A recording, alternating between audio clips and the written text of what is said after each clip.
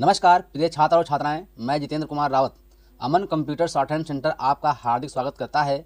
जो छात्र और छात्राएं सिंह प्रणाली शॉर्ट हैंड पूरी किताब पढ़ चुके हैं और उस किताब के मैटर की भी शॉर्ट हैंड डिक्टेशन स्पीड बना चुके हैं और उन्हें अधिक शॉर्ट हैंड डिक्टेशन स्पीड बनानी है तो संपर्क करें, क्योंकि हमने रामधारी गुप्ता की किताब में से 203 पेज डिक्टेशन के लिए हैं, जो प्रत्येक पेज में 400 शब्द हैं, जिनका डिक्टेशन 60, 80, 100 व 120 शब्द प्रति मिनट की स्पीड से 400 व 800 शब्दों पर दिया गया है।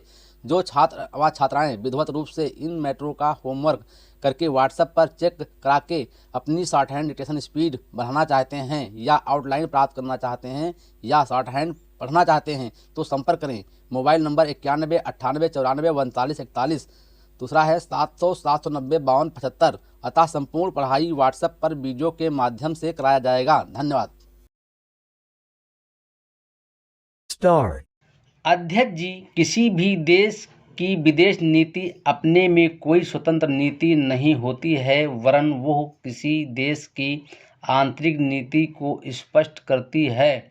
उदाहरण के लिए हम अमेरिका को ले सकते हैं। उसने अपने यहाँ अधिक अन्न पैदा किया और जब उसके पास अनाज फालतू बच गया तब वो अपने बकाया अनाज की बिक्री के लिए ऐसे देशों की तलाश करने लगा जो उधार पर माल ले सकते हों, किंतु हमारी आंतरिक नीति ने ये तय किया कि खर्चीले ढंग से सरकार चलाएंगे और स्वदेशी मुद्रा की कोई राशि हमारे पास नहीं बचेगी। हमने कर भी लगा दिए और उस मुद्रा प्रसार भी कर दिया।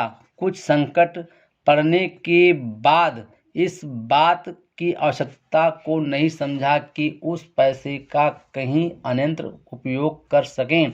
श्रीमान, मुझे माननीय प्रधानमंत्री जी के इस कथन पर दुख होता है कि दुनिया के अमीर और गरीब देशों का अंतर लगातार बढ़ता जा रहा है। मैं उनसे ये पूछना चाहती हूँ कि भारत की विदेश नीति ने उस अंतर को घटाने की क्या कोशिश की है?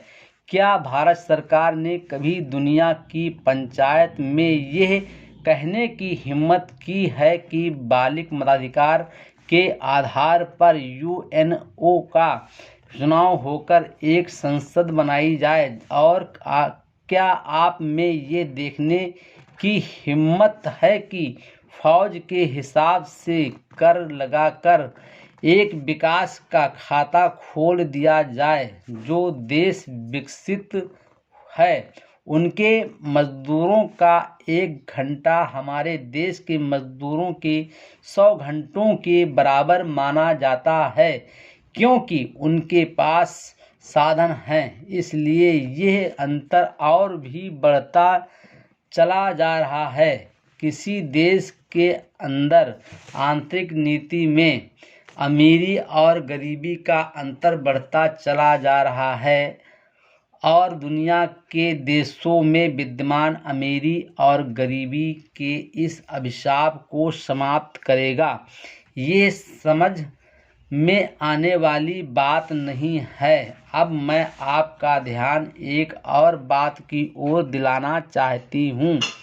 पूर्वी जर्मनी को मान्यता देते हमें परेशानी होती है, इसलिए कि शायद पश्चिमी जर्मनी को बुरा लगे, लेकिन पश्चिमी जर्मनी ने तो अपनी रक्षा का भार दूसरों पर छोड़ दिया है। उसने अपनी पूरी शक्ति इस बात पर लगा दी है कि अधिक से अधिक उत्पादन किया जाए। आपने जो समय दिया उसके लिए मैं आभार प्रदर्शन करता हूँ और आपका धन्यवाद करता हूँ। Full stop.